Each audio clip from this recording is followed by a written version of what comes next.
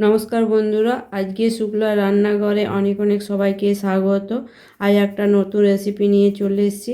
আজকে রেসিপি হবে একদম দোকানের মতো টেস্টি স্বাস্থ্যকর এগরোল। এখানে আমি জলটা বানাবো সেই পরিমাণে আমি নিয়ে নিলাম আটা। আমি আটা দিয়ে বানাচ্ছি, আপনারা আটার জায়গায় ময়দা দিয়েও বানাতে পারেন, তবে আটা দিয়ে বানালে বেশি ভালো হয়।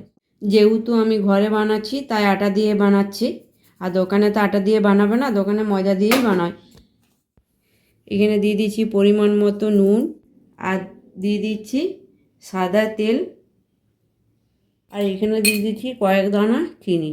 শুকনো উপকরণগুলো আমি নুন, চিনি, তেল খুব ভালো করে মিশিয়ে নিচ্ছি। অল্প অল্প জল দিয়ে আমি মেখে নেব। আমি খুব সুন্দরভাবে মেখে নিলাম। কীরকমভাবে মেখেছি বোঝা যাচ্ছে, বুঝতেই পারছেন।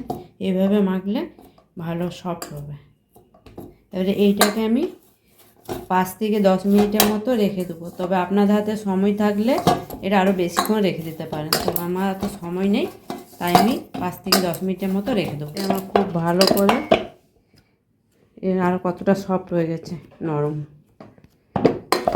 আর একবার আমি একটু ভালো করে মেখে নেব সুন্দরভাবে। এখানে আমি দুটো লিচি কেটে নিলাম, দুটোই বানাবো, তবে খুব মোটা মোটা হবে আমারটা, একটু মোটা মোটা করেই বানাবো। যেহেতু এটা আমাদের জলখাবারই হবে আজকে, তাই আমি একটু মোটা মোটা করেই বানিয়ে নিলাম। এখানে আমি ডিমটাকে ফাটিয়ে নিচ্ছি, আর দিয়ে দিচ্ছি একটু নুন দিয়ে আমি খুব ভালো করে ফাটিয়ে নিচ্ছি ডিমটাকে। আমি লিচিটাকেও পাকিয়ে নিচ্ছি গোল করে, কতটা মোটা হয়েছে। তবে একদম আমি সিম্পল ঘরোয়াভাবে করছি, আর ঘরোয়াভাবে একদম দেখাচ্ছে। এবারে বেলে নেব।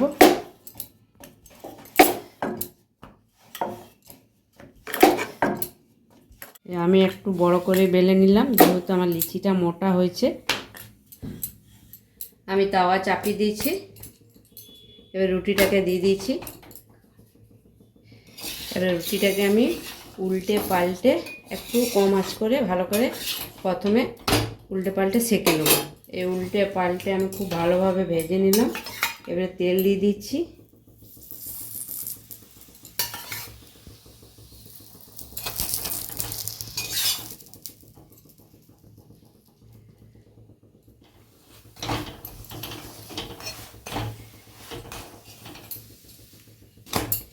যে দিকটায় আমি ডিম দেবো সেই দিকটা খুব ভালোভাবে একটু লাল লাল করে ভেজে নিলাম।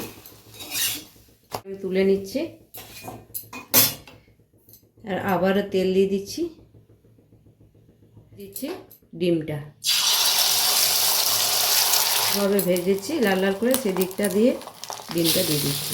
একটু চেপে দিচ্ছি, তাহলে ডিমটা চারিদিকে ছড়িয়ে যাবে। আমি উল্টে দিচ্ছি, উল্টো রুটিটাকে ওই পিঠটা খুব ভালো করে সেঁকে নিচ্ছি একটু লাল লাল করে। এই আমার সুন্দরভাবে ভাজা হয়ে গেল এই পিঠ দু পিঠই। এবারে নামিয়ে নিচ্ছি। আমি একটু সস দিয়ে দিলাম এগরোলটার মধ্যে। সসটাকে এইভাবে চারিদিকে ছড়িয়ে দিচ্ছি। দিয়ে দিচ্ছি গাজর কুচোনো,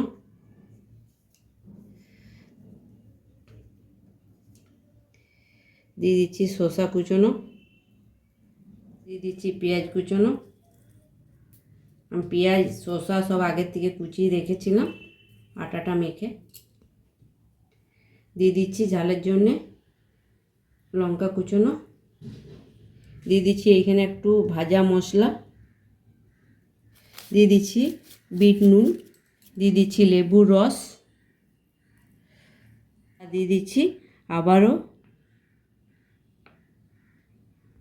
সস, দিয়ে দিচ্ছি ধনেপাতা।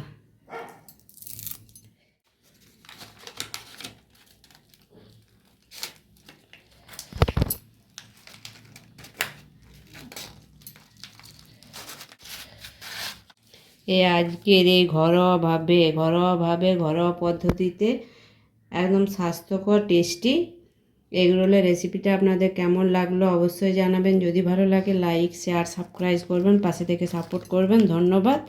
আর এইভাবে বানিয়ে খাবেন বাড়িতে বানালে অনেক স্বাস্থ্যকর ভালো হয়।